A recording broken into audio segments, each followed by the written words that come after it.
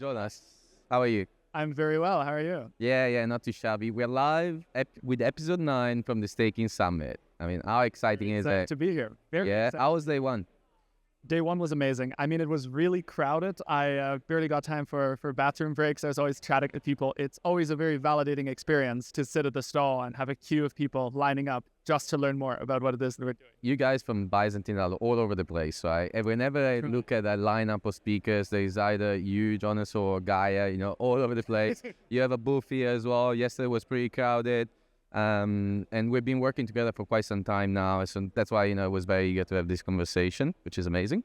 Yeah, very happy to chat. I mean, as you've well identified, usually when there's a stage somewhere, my co-founder Gaia's on it. When there's a podcast somewhere, I'm on it. I love to hear myself talk, so it's a very fortuitous match. So I had to step away to laugh for a second. Okay, so Byzantine, the institutional gateway for restaking, right? Exactly. Can you tell us a little bit more high level for a 5-year-old to understand, please? All right. Does this 5-year-old understand restaking? I mean, yes, let's put it this way. That's a smart 5-year-old. Okay, fine. So it's 7-year-old. It's so when we first came across this vision of what restaking is, what restaking could be, we became incredibly bullish about its future, about restaking as a platform of easily, cheaply, and scalably building decentralized systems. We saw restaking protocols popping up left and right. We saw a lot of LRTs popping up that made this accessible for retail investors. We saw a lot of ABSs popping up, but we saw very little action in the way of making restaking accessible for institutional players. Now, let's take a step back. What is the issue for an institutional player to come in for someone to build a structured product on restaking? On the one hand, it's usually either incredibly technical to integrate all the different restaking protocols, to work with operators, to work with curators, handle all of the accounting, all of the on-chain infrastructure. And two, the solutions that exist at this stage have primarily focused on abstraction. Let's look at the LRTs, for example. The LRTs, they make most of the risk decisions for you, which is great for a retail investor, right? Because you want to get into restaking as easily as possible. But if you're an institution, you need to have that control yourself. You need to be able to make these kinds of decisions yourself. And so that's ultimately who we constructed Byzantine for. Byzantine is the technical infrastructure that allows you, even as an individual or as an institution or as a platform, to put together a restaking strategy and deploy that immediately on-chain as a vault. It's the technical infrastructure to implement your vision of restaking and build structured products on top of it, or portfolios on top of it, or really anything you want.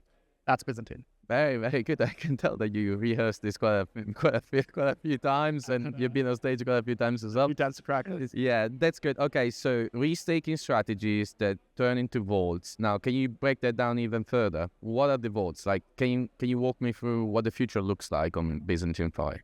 Very good question. So when someone has one of these restaking strategies, right, when they say deploy as a vault, what that means is that they can put together that portfolio as a little on-chain, let's call it an on-chain bucket, right? And that's their bucket. The interesting thing about Byzantine is that Byzantine isn't one bucket.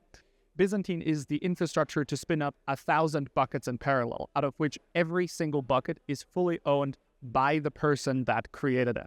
And that person can't just update and, change the underlying strategy, but also is isolated in terms of risk and funds from all the other buckets.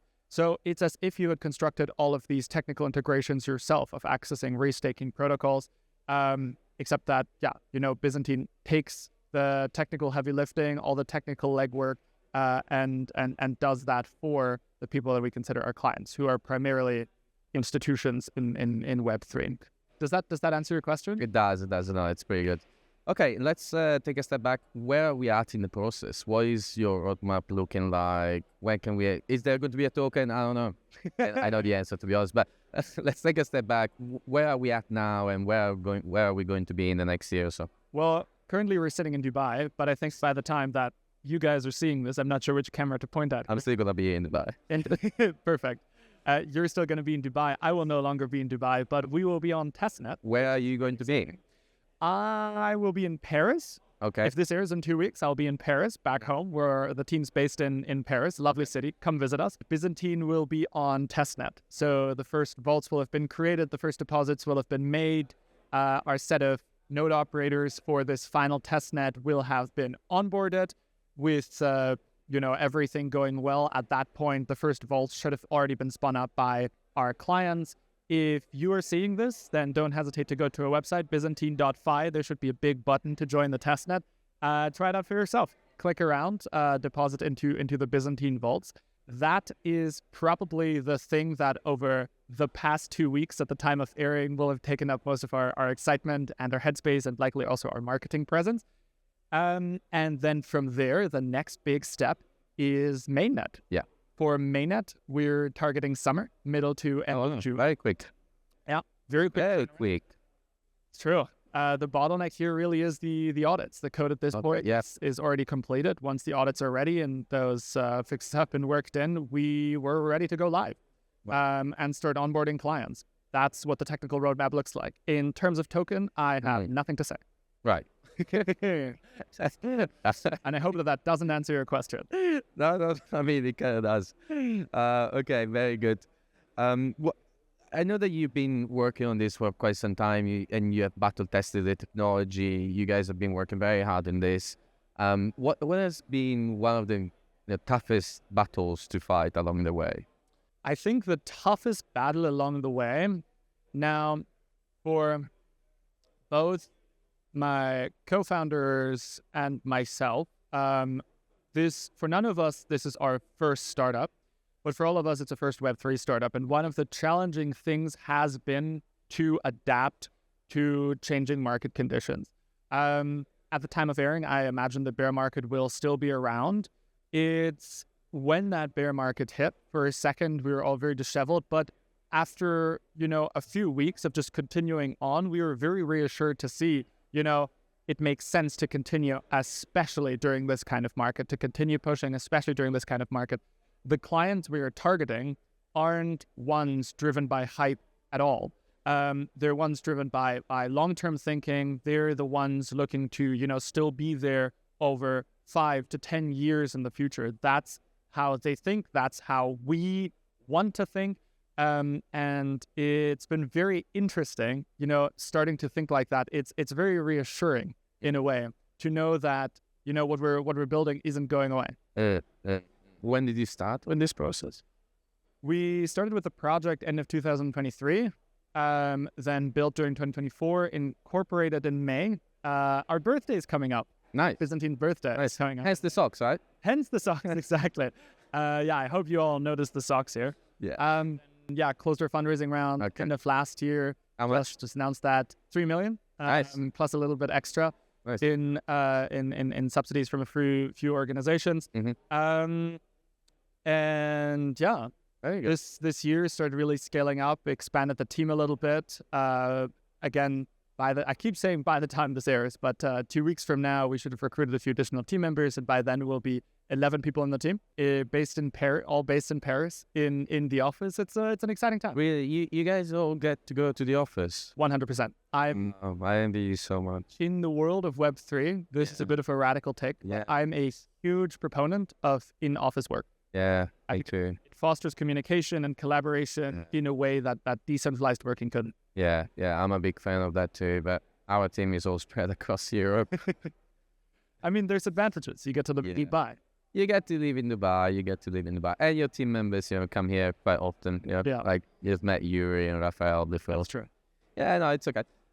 So when you're up on stage, you probably get some of these questions that I've just asked you, normally, right? As in explain your project, explain the challenges, how much did you raise? What's the team looking like? Where are you based? What kind of bread do you like? What kind of fruit? Baguette in of course, in Paris. But is there something that, you wish you were asked a little bit more often or even once that you haven't been asked? The question I don't think I'm asked enough is how Byzantine interacts with and responds to the Pectra upgrade, what that'll mean for Byzantine. Go ahead. So first of all, can you set the context and then... 100%. So the context is that Ethereum as a whole is about to face the Pectra upgrade, which is going to make a few changes to how staking works. The two major changes are that that validator exits can now be forced from the smart contract layer, from the execution layer. And the second is that the maximum effective balance of validators increases from 32 Ethereum to 2040. Yeah. So you don't need 7,000 gold to... That's exactly right. You can stack far more Ethereum on a single validator. And how does that affect Byzantine Finance? So what an interesting question. I'm so glad you asked. We are going to be the first Pectra-compatible restaking protocol. Right. And both of the points that I've just mentioned are major upgrades in terms of just decreasing the risk for our clients. The first, of being able to force validator exits, means that the counterparty risk of working with a staking provider, with a node operator for the Ethereum staking decreases drastically, right? So previously, if you were staking with a node operator, with a node operation firm, and you wanted your assets back, you would request an exit, and the node operator would have to initiate that, which means implicitly, you trust them to do it right. And most of the time that works. But if you're commanding a lot of assets, then most of the time isn't really good enough. With the Pectra upgrade that we've baked into our Byzantine vaults, the owner of the vaults is able to get their assets back no matter what by forcing a validator exit when they need those assets back. And that also brings me to an interesting aspect of how we've constructed our protocol. We are completely non-custodial. So the other security aspect of Byzantine is that when someone spins up a vault, like I said, that bucket is truly and fully theirs. And, coupling that with Pectra now also means that through Byzantine gives them more control over their assets than if they were to work with that node operator directly. The second aspect of the higher maximum effective balance, it's just about capital efficiency, right? So first of all, it decreases your infrastructure cost, which means that for a larger amount of Ethereum, you now have to run fewer machines, you have to spend less money on it, you have to spend less time maintaining these machines.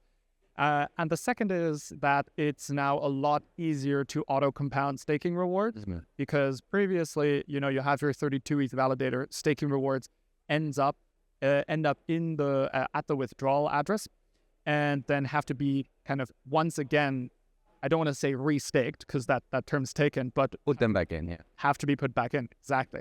Whereas now they can simply accrue on the validator itself, and the balance slowly ticks up until the maxi limit. That's quite interesting for institutions, right? They don't, 100%. Yeah, they don't want to double and being DJs the whole time. They got a day job to after, right? Exactly. Okay, very interesting. Well, thanks again for joining me today, and I'll see you around for the rest of the day. And thank you again for the socks. I look forward to it. Enjoy the socks.